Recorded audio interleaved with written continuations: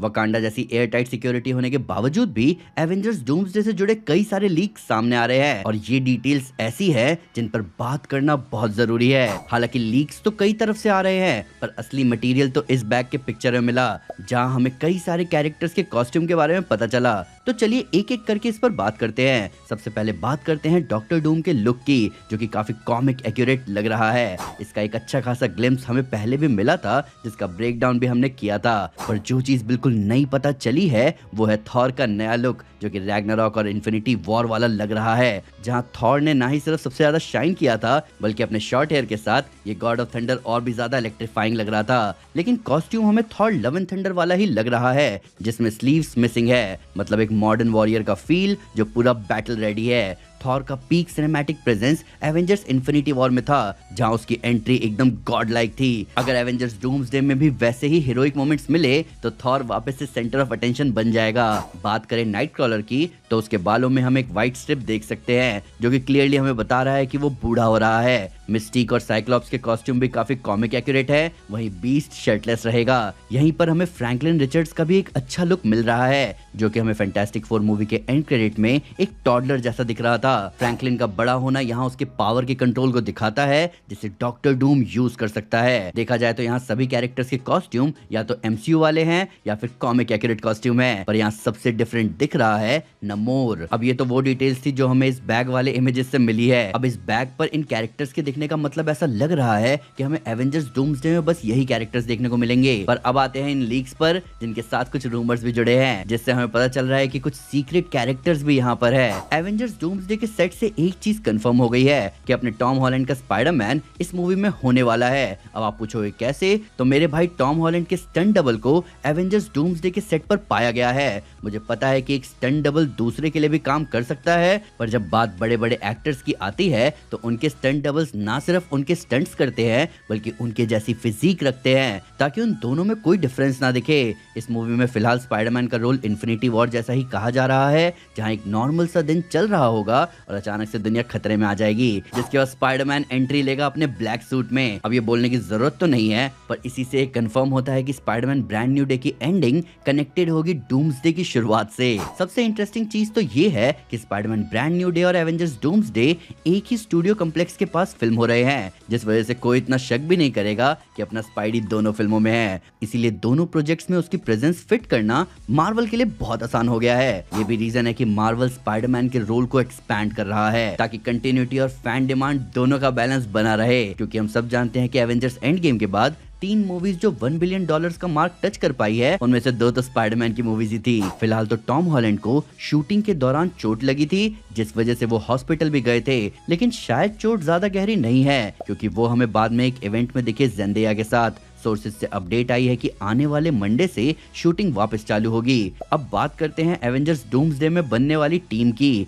Rumours कह रहे हैं कि इस फिल्म में 2 एवेंजर्स की टीम एक दूसरे से मिलेंगे और फिर फैंटास्टिक फोर से भी टकराएंगे। मतलब एक proper super hero fight sequence होने वाला है, जो आपको सिविल वॉर की याद दिलाएगा, लेकिन इसका स्केल बड़ा होगा। ये सीन एक तरफ फैंस को टेंशन देगा और दूसरी तरफ फैन सर्विस भी साबित होगा। क्रिस हेम्सवर्थ के स्टंट डबल को सेट पर देखा गया है और ऐसा कहा जा रहा है कि थॉर का सीन टीवीए के साथ कनेक्टेड होगा। मतलब लोकी सीरीज के बाद पहली बार थॉर और लोकी वेरिएंट का रीयूनियन होने वाला है। अब ये लोकी किस फॉर्म में होगा ये थोड़ा सा डाउटफुल है, क्योंकि लोकी का जो लुक सामने आया है उसमें उसके हॉर्न छोटे हैं, जबकि लोकी सीजन 2 के एंड में हमने देखा था कि उसके हॉर्न काफी बड़े थे। जो भी हो, थॉर और लोकी का रीयूनियन इमोशनल होगा और इस बड़ी सी स्टोरी लाइन के लिए बहुत इंपॉर्टेंट भी, क्योंकि टीवीए अभी तक की सबसे ज्यादा पावरफुल एंटिटी बनकर सामने आ रही है, जिसके पास सबसे ज्यादा इंफॉर्मेशन है कि मल्टीवर्स में आखिर चल क्या रहा है। थॉर और लोकी का एक साथ खड़ा होना मल्टीवर्सल वॉर के लिए एक स्ट्रॉन्ग बिल्डअप होगा। सोची गोमेज की अमेरिका शावेज का भी रिटर्न कंफर्म हो गया है, क्योंकि उनकी स्टंट डबल को सेट पर देखा गया है। मतलब पोर्टल्स और मल्टीवर्स ट्रैवलिंग का एलिमेंट फिर से स्टोरी में आएगा और यही कैरेक्टर सभी हीरोज को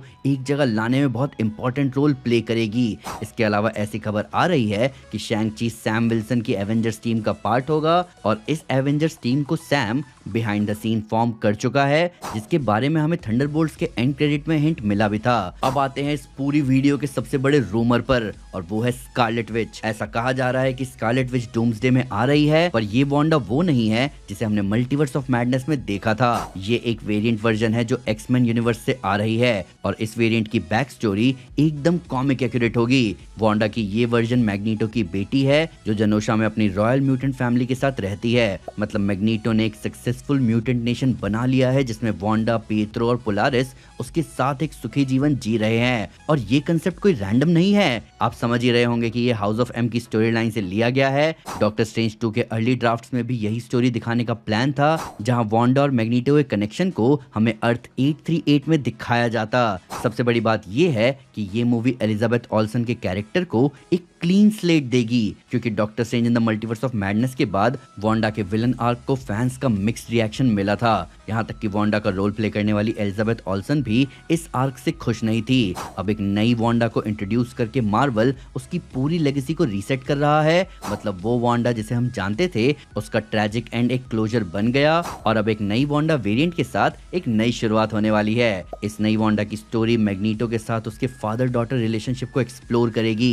ये कॉमिक्स का एक सेंट्रल थीम भी रहा है, और फैंस हमेशा चाहते थे कि ये एमसीयू में प्रॉपर्ली दिखाया जाए। अब जब सर इयन मैककेलन मैग्नीटो के रोल में वापस आ रहे हैं और विंडसर कासल में एक एक्समैन रिलेटेड सीन फिल्म हुआ है, तो कई लोगों का मानना है कि शायद विंडसर कासल जनोशा का बेस हो। एक्समैन को मैजिकल एरिया में थोड़ा पुश देने के लिए ये मूव काफी सही लगता है, जिस वजह से डूम के अगेंस्ट एक्समैन की टीम कहीं से भी कमजोर नहीं लगती। उल्टा मैग्नीटो और स्कारलेट विच का कॉम्बो क्या कहर डाल सकता है, ये सोचकर ही गूज़बम्प्स आ रहे हैं। एक और चीज क्लियर हो गई है कि ये वांडा वेरिएंट डूम्सडे के बाद सरवाइव करेगी और सीक्रेट वॉर्स के इवेंट्स तक काफी इंपॉर्टेंट रोल प्ले करेगी। मतलब रीसेट होने के बाद भी एलिजाबेथ ऑल्सन ही स्कारलेट विच बनी रहेगी, लेकिन अब एक और पावरफुल और कॉमिक एक्यूरेट अवतार में। ये मार्वल के लिए एक स्मार्ट मूव है, जिसके जरिए एक तरफ उन्होंने मल्टीवर्स ऑफ मैडनेस में मिले फैन बैकलैश को हैंडल किया, और दूसरी तरफ उसकी वापसी को अच्छे से सिक्योर भी किया। रूसो ब्रदर्स खुद भी इंटरव्यूज में इस बारे में हिंट दे चुके हैं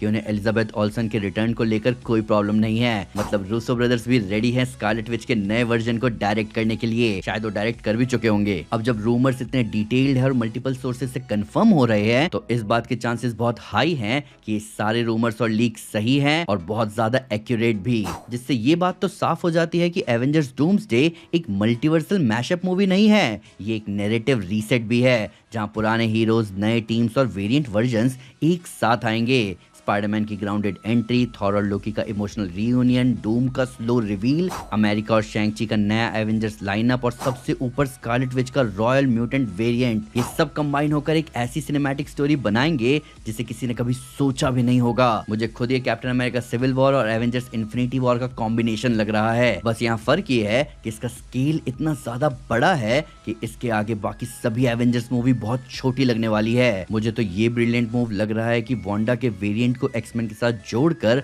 उसके पावर को थोड़ा सा डाउन करके डूम के सामने लाया जा रहा है, क्योंकि हम सब जानते हैं कि मल्टीवर्स ऑफ मैडनेस वाली स्कारलेट विच के आगे अच्छे से अच्छे कैरेक्टर्स भी नहीं टिक सकते, चाहे वो डूम ही क्यों ना हो, क्योंकि जिसे इल्यूमिनाटी भी नहीं रोक सकी उसे कौन रोक पाएगा। इसके अलावा मैं ज्यादा एक्साइटेड हूँ कि डूम्सडे का सेटअप ऐसा कैसा होगा कि उसके आगे वांडा हमें सीक्रेट वॉर्स में भी बहुत इंपॉर्टेंट रोल में दिख सकती है। तो अब आपकी बारी है इस चीज को लेकर एक थ्योरी सामने रखने की, जिसके साथ साथ आप ये भी बताओ कि आप किसके लिए ज्यादा एक्साइटेड हो, स्पाइडरमैन, अमेरिका चावेज या थॉर के छोटे बाल वाले लुक में। इन सब के ऊपर लोकी के हॉर्न छोटे कैसे हो गए, आइए कमेंट्स में इन सब के बारे में बात करें। वीडियो अच्छी लगे तो लाइक जरूर करें और चैनल को सब्सक्राइब करना ना भूले। साथ ही साथ एक स्टेप आगे आकर अपने फेवरेट चैनल को सपोर्ट करें मेंबरशिप लेकर। Thank you guys, this is Aman Sinha and you are super super.